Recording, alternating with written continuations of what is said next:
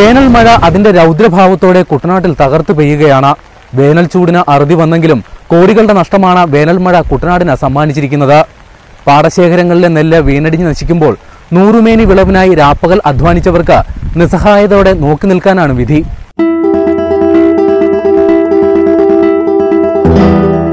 മഴയും വെള്ളപ്പൊക്കവും കുട്ടനാടിന് അപരിചിതമല്ല. എന്നാൽ വെയിലും മഴയും ഒരേപോലെ ചതിച്ച സാഹചര്യം ഇതിനു മുമ്പ് ഉണ്ടായിട്ടില്ല. തുടർച്ചയായി ഉണ്ടായ 2 വെള്ളപ്പൊക്കത്തിന് ശേഷമാണ് ഇത്തവണ കുട്ടനാടൻ പാടശേഖരങ്ങൾ കതിരണിഞ്ഞത്. എന്നാൽ കൊടുംവേനലിൽ വയൽ വറ്റി വരളുന്നതിനാണ് പിന്നീട് സാക്ഷ്യം വഹിച്ചത്. കടുത്ത വേനലിൽ ജലാംശം നഷ്ടപ്പെട്ട പാടശേഖരങ്ങളിൽ അമ്ലത്വം വർദ്ധിക്കുകയും നെൽമണികളിൽ പാതി പതിരായി മാറുകയും ചെയ്തു. കറവൽ ബാധിച്ച നെൽമണികൾ വേറെയും. അമ്ലത്വം വർദ്ധിക്കുന്നതിനെ പുളിയിളകൽ എന്നാണ് കുട്ടനാട്ടുകാർ വിശേഷിപ്പിക്കുന്നത്. പാടശേഖരങ്ങളിൽ ഉപ്പുവെള്ളം കയറുക കൂടി ചെയ്തതോടെ മഞ്ഞളിപ്പ് ബാധിച്ച് നെൽച്ചെടികൾ കൂട്ടത്തോടെ നശിക്കുകയും ചെയ്തു. ഈ ദുരിതങ്ങൾക്ക് നടുവിലാണ് വേനൽ മഴയുടെ വരവ്. നഷ്ടമാണെങ്കിലും ലഭിച്ച വിളവ് കൊയ്തെടുക്കാമെന്ന കർഷകരുടെ പ്രതീക്ഷയാണ് മഴയിൽ കുതിർന്ന് ഈ വിധം കിടക്കുന്നത്. വെള്ളം കയറിയ പാടശേഖരങ്ങളിലെ വിളവ് കൂട്ടത്തോടെ ഉപേക്ഷിക്കാൻ നിർബന്ധിതരായിരിക്കുകയാണ് കർഷകർ. ഇത് ഒരു കാരണവശാലും ഇത് കൊയ്തെടുക്കാൻ നമുക്ക് പറ്റത്തില്ല. ഇത്രയും വെള്ളം കയറി മൂടി കിടക്കുന്നിടത്ത് ഇതിപ്പോൾ ഇനിയിപ്പോൾ ഉപേക്ഷിക്കുകയുള്ളൂ. ഇനിയിപ്പോൾ ഒരു കാരണവശാലും ഇത് എന്തൊക്കെ ഇത് തെളിഞ്ഞെന്ന് പറഞ്ഞാലും ഇനി ഇതിപ്പം നമുക്ക് കൊയ്യാൻ പറ്റത്തില്ല. കാര്യം മുട്ടിന് വേളി വെള്ളമായി കിടക്കുക. ഇപ്പം കൊയ്യാൻ പോലും ആളില്ല, പെണ്ണുങ്ങളെയും കിട്ടാനില്ല. പൂർണ്ണമായും കൊയ്ത്ത് യന്ത്രം ഉപയോഗിച്ചാണ് കുട്ടനാട്ടിൽ ഇപ്പോൾ വിളവെടുപ്പ്. ഈർപ്പമുള്ള കായൽ നിലങ്ങളിൽ മഴയുള്ള സമയത്ത് കൊയ്ത്ത് യന്ത്രം ഇറക്കുന്നത് അസാധ്യമാകും. മഴ തുടരുന്ന പക്ഷം മറ്റു പാടശേഖരങ്ങളിലും കൊയ്ത്ത് നടക്കില്ല. നെല്ല് യഥാസമയം സംഭരിക്കാത്തതിനാൽ വയലോരങ്ങളിൽ ടാർപോളിൻ കൊണ്ട് മൂടിയിടുകയാണ് പതിവ്. ഈർപ്പമുള്ള നെല്ലിന് വില കുറയും. നെല്ല് സംഭരിക്കുന്ന മില്ലുടമകൾക്ക് വിലപേശലിലൂടെ നേട്ടവും സമ്മാനിക്കുമെന്നതാണ് സംഭരണം ഇഴഞ്ഞു നീങ്ങുന്നതിന് കാരണം. 26,500 ഹെക്ടർ സ്ഥലത്താണ് കുട്ടനാട്ടിൽ കൃഷി. 1,05,000 മെട്രിക് ടൺ നെല്ലാണ് കഴിഞ്ഞ 2ാം കൃഷിയുടെ ഉൽപാദനം. ഇത് മുൻ വർഷത്തേക്കാൾ 10% കുറവ്. പുളിയിളകലും ഉപ്പുവെള്ള ഭീഷണിയുമാണ് വിളവ് കുറയുന്നതിന് കാരണം. വേനൽ മഴ ചതിച്ചതിനാൽ പുഞ്ചകൃഷിയുടെ വിളവിലും വൻ ഇടിവ് ഉണ്ടാകും. കടുത്ത വേനൽ മഴയും അതിന് തൊട്ടു മുമ്പുണ്ടായ ഉപ്പുവെള്ള കയറ്റവും മൂലം ഏകദേശം 2,600ഓളം ഏക്കറിലെ നെൽ പൂർണ്ണമായിട്ട് നശിച്ചു കഴിഞ്ഞിരിക്കുകയാണ്. ഇത്രയും പാടശേഖരങ്ങളിലെ കർഷകർക്ക് വളരെ തുച്ഛമായ നെല്ല് മാത്രമേ കൊയ്തെടുക്കാൻ സാധിക്കുകയുള്ളൂ. വാസ്തവത്തിൽ ഈ ഒരു ദുരന്തത്തിന് ഗവൺമെൻറ്റാണ് സമാധാനം പറയേണ്ടത്. കുട്ടനാട് പാക്കേജ് സമയബന്ധിതമായിട്ട് പൂർത്തിയാക്കിയിരുന്നെങ്കിൽ നേരത്തെ തന്നെ കർഷകർക്ക് കൃഷി ഇറക്കുവാനും കാർഷിക കലണ്ടർ പരിപാലിച്ചുകൊണ്ട് തന്നെ ഈ വേനൽ മഴയ്ക്ക് മുമ്പ് കൊയ്ത് മാറാൻ സാധിക്കുമായിരുന്നു. സ്വാമിനാഥൻ അതിനുവേണ്ടിയാണ് കാർഷിക കലണ്ടർ നിർബന്ധമാക്കിയത്. കാർഷിക കലണ്ടർ അനുസരിച്ചാണെങ്കിൽ മാർച്ച് മാസം 15-ന് മുമ്പ് കുട്ടനാട്ടിലെ മുഴുവൻ പാടത്തെയും കൊയ്ത്ത് കഴിയണം. അങ്ങനെ കഴിയുകയാണെങ്കിൽ ഈ കടുത്ത വേനൽ മഴ ഉണ്ടാവില്ല. മാർച്ച് 15 ശേഷമാണ് ഉപ്പിൻ്റെ കയറ്റം ശക്തമാകുന്നത്, അതും ഉണ്ടാവില്ല. ഈ വർഷത്തെ കടുത്ത വേനൽ മൂലം മണ്ണിലെ സൾഫേറ്റിൻ്റെ അംശം കൂടുകയും ചെടി മുരടിച്ച് വേരറ്റ് അത് വളരെ നാമാവശേഷമായി നശിച്ചുകൊണ്ടിരിക്കുകയാണ്. അപ്പോൾ അവിടെ നെല്ലുണ്ടാവുന്നില്ല. അപ്പോൾ കടുത്ത വേനലിൽ ഈ കരിനിലങ്ങളിലെ പുളി ഇളകുന്നത് മൂലവും ഉപ്പുവെള്ളം കയറുന്നത് മൂലവും പിന്നെ കൊയ്യാറാകുമ്പോൾ ഉണ്ടാകുന്ന ഈ ശക്തമായ വേനൽ മഴയും ഈ 2-3 കാരണങ്ങൾ കൊണ്ടാണ് ഇവിടുത്തെ ഈ നെല്ല് ഇത്രയും നശിച്ചു പോയിരിക്കുന്നത്. വലിയ നഷ്ടമാണ്.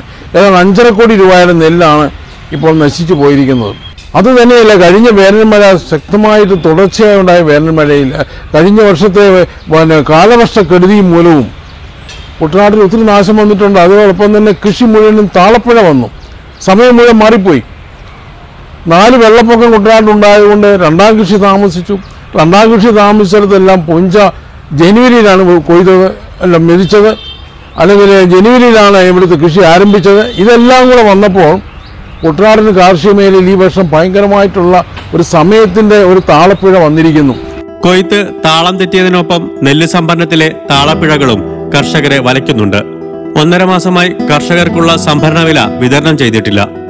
കുട്ടനാട്ടിൽ 150 കോടി രൂപയും പാലക്കാട് 180 കോടി രൂപയും ഇത്തരത്തിൽ കുടിശ്ശികയുണ്ട്. ബാങ്ക് വായ്പയെടുത്ത് കൃഷിയിറക്കുന്ന കർഷകർക്ക് ഈ സാഹചര്യം ഉണ്ടാക്കുന്ന ബുദ്ധിമുട്ടുകളും ചെറുതല്ല. കൃഷി ചെയ്യാനാണ് നഷ്ടമായിരുന്നു. ഈ 10, 15, 18 രൂപയ്ക്കും പാടന്ന് കൊടുത്ത് നിലം പിടിച്ചാൽ ചെയ്യാണ്ട് വിളവും തീരെ കുറവായിരുന്നു. അതും സർക്കാരിൻ്റെ നെല്ലിൻ്റെ പൈസ 1 മാസം കിട്ടിയില്ലെങ്കിൽ നഷ്ടമാണ്. എല്ലാം പലിശയ്ക്കൊക്കെ മേടിക്കുക കൃഷി നടത്തുന്നത്. നമുക്ക് നെല്ല് കൊടുത്താൽ 1 മാസം നെല്ലിൻ്റെ പൈസ കിട്ടണം. ഇപ്പം 2 മാസം കഴിഞ്ഞു. നെല്ല് കിടന്നു വെച്ചാൽ ഇത്തവണ വളരെമായ ചൂടും മറ്റ് പ്രശ്നങ്ങളും ഉണ്ടായതുകൊണ്ട് നെല്ല് മോശം നെല്ലാണ് കൊണ്ടുവരുന്നത്. ഇത്തവണ ഇതിനു മുന്നേ കാലഘട്ടത്തിൽ നല്ല വിളവ് കിട്ടിയതിൽ ഇത്തവണ 50% വിളവ് കിട്ടിയുള്ളൂ. 50% വിളവ് കൃഷിക്കാർക്ക് ഏറ്റവും കൂടുതൽ ചിലവായി. 1 ഏക്കറിന് ചിലവ് വന്ന് 25,000 രൂപ അടുത്ത് ചിലവ് വരും. കൃഷി ചിലവ് തന്നെ. ആ നെല്ല് കരയ്ക്ക് കയറി വണ്ടിയിൽ പോയി കഴിയുമ്പോൾ 27,000 രൂപ അടുത്ത് ചിലവുകളാണ് വരുന്നത് മൊത്തം. മഴയുടെ ലഭ്യതയ്ക്കനുസരിച്ച് തയ്യാറാക്കുന്ന കാർഷിക കലണ്ടർ അനുസരിച്ചാണ് കുട്ടനാട്ടിൽ കൃഷി. എന്നാൽ പലവിധ കാരണങ്ങളാൽ ഈ കലണ്ടർ പാലിക്കാൻ കർഷകർക്കാവുന്നില്ല.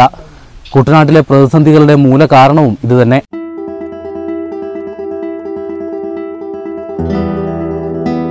തുലാമഴയെ ആശ്രയിച്ച് തുലാം വൃശ്ചിക മാസങ്ങളിലാണ് പുഞ്ചകൃഷി. ഇടവപ്പാതി മഴയെ ആശ്രയിച്ചാണ് 2ാം കൃഷി നടക്കുന്നത്. ഇതനുസരിച്ചാണ് കുട്ടനാട്ടിലെ കാർഷിക കലണ്ടർ. എന്നാൽ യഥാസമയം പാടശേഖരങ്ങളിൽ വെള്ളം കയറ്റി ഇറക്കുന്നതിനോ പുറംബണ്ട് ബലപ്പെടുത്തൽ അടക്കമുള്ള സൗകര്യങ്ങൾ ഒരുക്കുന്നതിനോ സർക്കാർ സംവിധാനങ്ങൾക്ക് ആവുന്നില്ല. മാർച്ചിലാണ് തണ്ണീർമുക്കം ബണ്ട് തുറന്നുവിടുന്നത്. ഇത് കൃത്യസമയത്ത് നടക്കുമ്പോൾ പാടശേഖരങ്ങളിൽ ഉപ്പുവെള്ളം കയറുകയും ചെയ്യും. യഥാസമയം വിതയും കൊയ്ത്തും ഉറപ്പുവരുത്താനാവാത്തതാണ് പ്രശ്നങ്ങളുടെ മൂലകാരണം. നവംബർ ആദ്യക്ക് കൃഷി ചെയ്യുകയാണെങ്കിൽ നമുക്ക് ഈ വേനൽ മഴയിൽ നിന്നൊക്കെ രക്ഷപ്പെടാൻ സാധിക്കുമെങ്കിലും പുറംബണ്ടിൻ്റെ അപര്യാപ്തത കാരണം നമുക്ക് യഥാസമയങ്ങളിൽ കൃഷി ചെയ്യാൻ സാധിക്കുന്നില്ല. ഏറ്റവും താമസിച്ച് മാത്രം കൃഷി ഇറക്കേണ്ടി വരുന്ന ഒരു ഗതികേടാണ് തലമുടി പഞ്ചായത്തിലെ കർഷകർക്കുണ്ടാകുന്നത്. കുട്ടനാട് പാക്കേജ് യഥാസമയങ്ങളിൽ നടപ്പിലാക്കുമായിരുന്നെങ്കിൽ ഞങ്ങളുടെ പാടശേഖരങ്ങളുടെ പുറംബണ്ടുകളെല്ലാം തന്നെ സംരക്ഷിക്കാൻ സാധിക്കുമായിരുന്നു. അതുവഴി കൃഷി നമുക്ക് നേരത്തെ ഇറക്കാൻ സാധിക്കുമായിരുന്നു. കർഷകനെ സംബന്ധിച്ചിടത്തോളം അവൻ്റെ കൃഷിനാശത്തിനുള്ള നഷ്ടപരിഹാരമല്ല അവൻ്റെ യഥാർത്ഥ പ്രതിവിധി. അവൻ്റെ ഉൽപ്പന്നം കൊയ്തെടുത്ത് അതിൽ നിന്ന് വിളവെടുക്കുക എന്നുള്ളതാണ് ഏറ്റവും നല്ല പദ്ധതി. അല്ല, നഷ്ടപരിഹാരം നൽകിയത് കൊണ്ട് ഒരു കർഷകനും അവൻ്റെ നഷ്ടം തിട്ടപ്പെടുത്താൻ സാധിക്കത്തില്ല. ഇപ്പോൾ 1 ഏക്കറിന് 35,000 രൂപ മേളിൽ കർഷകന് ലഭിക്കേണ്ട സ്ഥാനത്ത് 10 ക്വിൻ്റലിൽ താഴെയാണ് വിളവ് കിട്ടിയിരിക്കുന്നത്. ഇതിൽ പകുതിയോളം പാടശേഖരം കൊയ്തെങ്കിലും അവിടെ 10 ക്വിൻ്റലിൽ താഴെയാണ് ലഭിച്ചിരിക്കുന്നത്. കഴിഞ്ഞ പ്രാവശ്യം 30 ക്വിൻ്റലോളം ലഭിച്ച സ്ഥാനത്താണ് 10 ക്വിൻ്റലിൽ താഴെയാകുന്നത്. ഇപ്പം കണ്ടിരിക്കുന്ന ഈ പാടശേഖരം ഇനിയും കൊയ്യാൻ സാധിക്കത്തില്ല. നമ്മൾ കൊയ്യാൻ വേണ്ടി കർഷക തൊഴിലാളികളെ കിട്ടാത്ത ഒരു ബുദ്ധിമുട്ടുണ്ട്. കൊയ്താൽ തന്നെ മെതിമിഷൻ കിട്ടാത്തൊരു ബുദ്ധിമുട്ടുണ്ട്. അങ്ങനെ വരുമ്പോൾ ഇനിയും ഈ നെല്ലൊക്കെ ഉപേക്ഷിക്കാനേ സാധിക്കത്തുള്ളൂ. ഇതിനോട് അടുത്തുള്ള എട്ടാറുമുട്ടുംപാട് ഗോദാക്കരി പാടശേഖരത്തിൽ 70 ഹെക്ടറാണ്. അവിടെ നമ്മൾ പകുതി കൊയ്തെടുത്തെങ്കിലും കൊയ്യാനുള്ള പാടത്ത് വെള്ളം കയറിയിരിക്കുകയാണ്. കൂടെ കൊയ്ത കറ്റകളും വെള്ളത്തിലാണ്.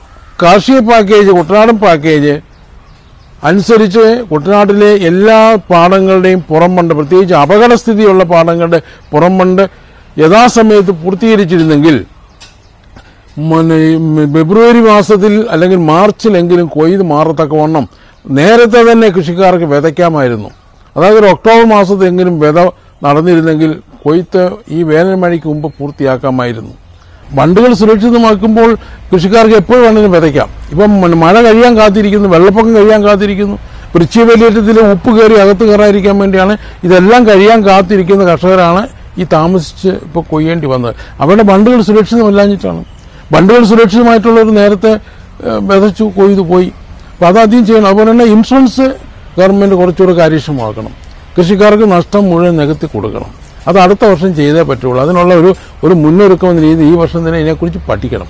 ഇതിനെക്കുറിച്ച് എവിടെയാണ് കുഴപ്പങ്ങളെന്ന് ഒരു വിദഗ്ധ സംഘത്തെ അയച്ച് പഠിച്ചിട്ട് ആ സംഘം പറയുന്ന നിർദ്ദേശം അനുസരിച്ച് കർഷകരെ സപ്പോർട്ട് ചെയ്യണം. അല്ലാതെ നക്കാപ്പിച്ച സഹായം കൊടുത്ത് ഇത് അവസാനിപ്പിക്കാൻ പറ്റില്ല. ഏക്കറിന് 25,000 രൂപ വരെയാണ് കർഷകരുടെ ചെലവ്.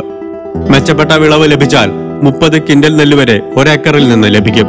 ക്വിൻ്റലിന് 18,000 രൂപ നിരക്കിലാണ് സംഭരണം പുരോഗമിക്കുന്നത്. പ്രത്യക്ഷത്തിൽ ലാഭകരമാണെങ്കിലും കൃഷി മുഴുവനായി ഉപേക്ഷിക്കേണ്ടി വരുന്ന സാഹചര്യത്തിൽ ഏക്കറിന് 5,000 രൂപ വരെയാണ് നഷ്ടപരിഹാരം ലഭിക്കുന്നത്.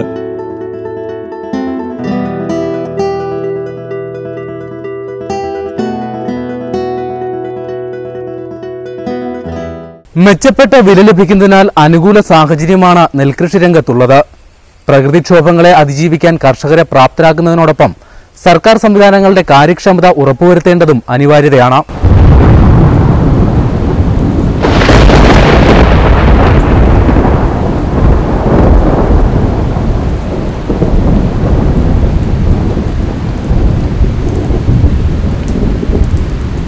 റിപ്പോർട്ടേഴ്സ് ഡയറി പുനഃസംപ്രേഷണം ശനി ഉച്ചയ്ക്ക് 1:30, ഞായർ രാവിലെ 7, ചൊവ്വ വൈകിട്ട് 6, ബുധൻ രാവിലെ 10. സന്ദർശിക്കുക ഞങ്ങളുടെ വെബ്സൈറ്റ് www.mediaontv.in. ഇമെയിൽ വിലാസം rd@mediaontv.in.